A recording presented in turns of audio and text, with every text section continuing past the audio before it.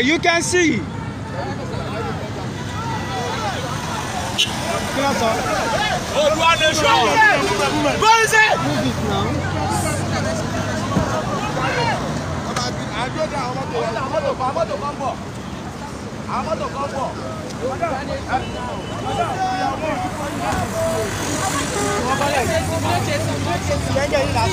Yoruba Nation not going back.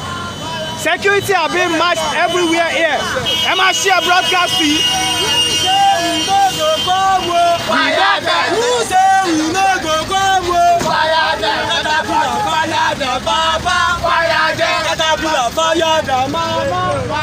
You can see security.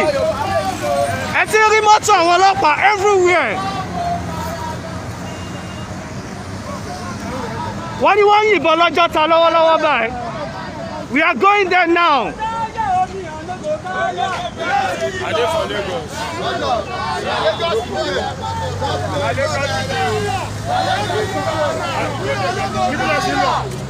They said they are shooting at Ojota now.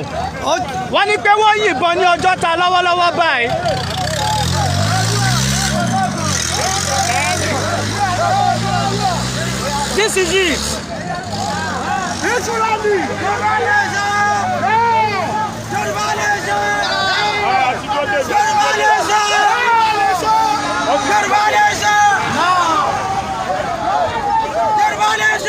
No going back. Emma share broadcasting.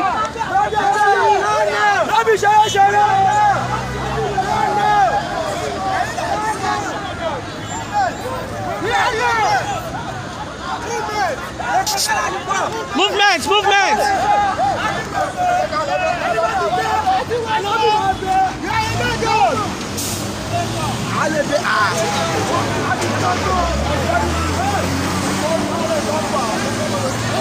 Emma share broadcasting. Koiki Media bringing the world closer to your doorsteps. Today being the 3rd of July 2021. Àti Weko.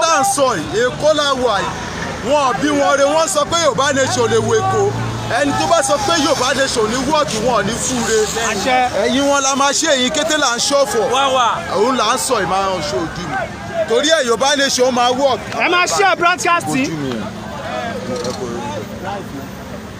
Kò sí kankan gbàgbé bó ṣẹlẹ̀ kò sí kankan.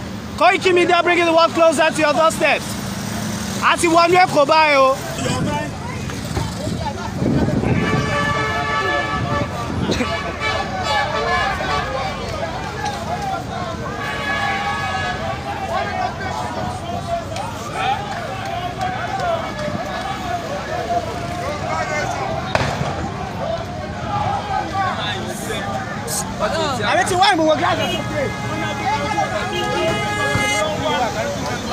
You can hear sound of tear gas.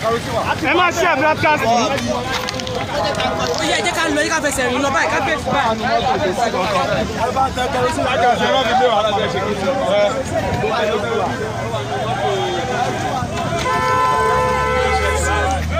Kí ló ń ṣẹlẹ̀ tá a lọ bí tá a lọ? A máa gbàgbé báyìí torí mọ́tò ká bọ́lẹ̀. Ẹsẹ̀ láti máa rìn lọ mọ́tò rẹ̀ máa tún.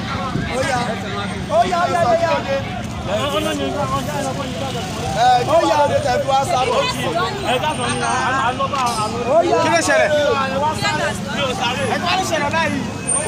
Ẹjọ́ kẹrọsì yẹn dá. Ẹ máa share broadcasting. Sọ́bẹ́gbà ẹni tí ìrẹ́ máa lọ ẹ̀ tí.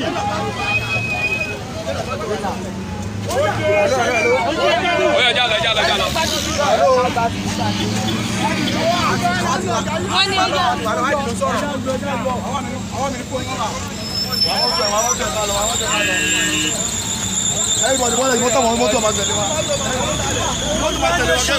No. Bella.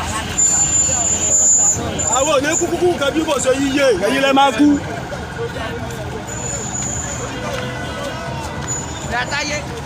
Ẹ máa share broadcasting.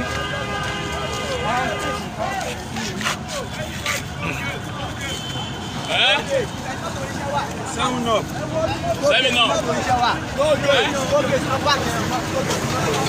Imbos, Tollgate. wọ́n ní ká padà sí bẹ́gà.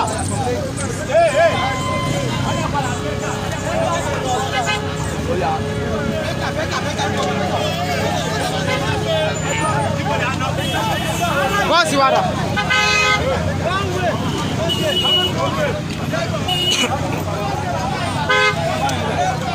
Koiki Media bringing the world closer to your doorstep.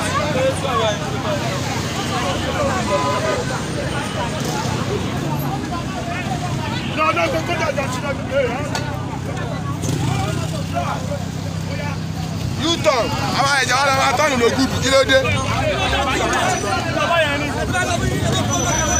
Ẹ̀wọ̀n ìkíni lọlẹ̀, ẹ̀wọ̀n ìyẹn lọlẹ̀. Dúró wọlé. Bẹ́là. Alo la koto. Ẹ̀wọ̀n ìkíni lọlẹ̀ ẹjọ́. Táyélé. Ìlọ táyélé. Báàgì Ibo jà.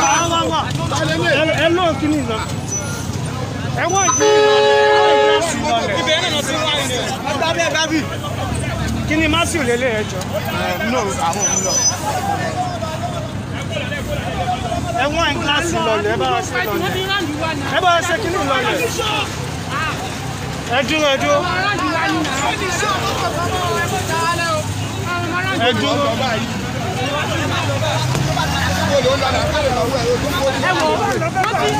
Àrídìí ẹ̀kọ́ mi ẹ̀jẹ̀ ká mú fún náà ṣùgbọ́n àwọn nọ́mbà sẹ́lẹ̀.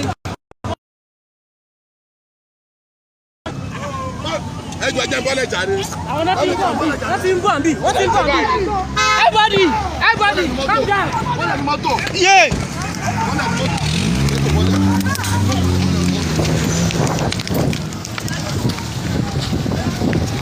They have attacked.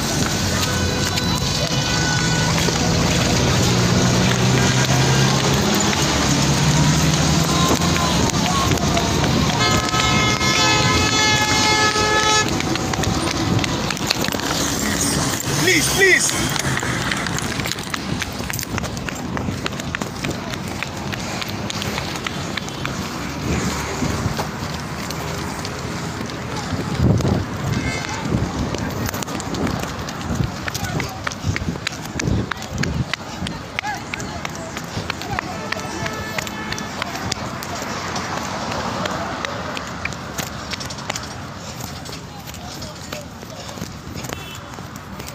They are firing tear gas.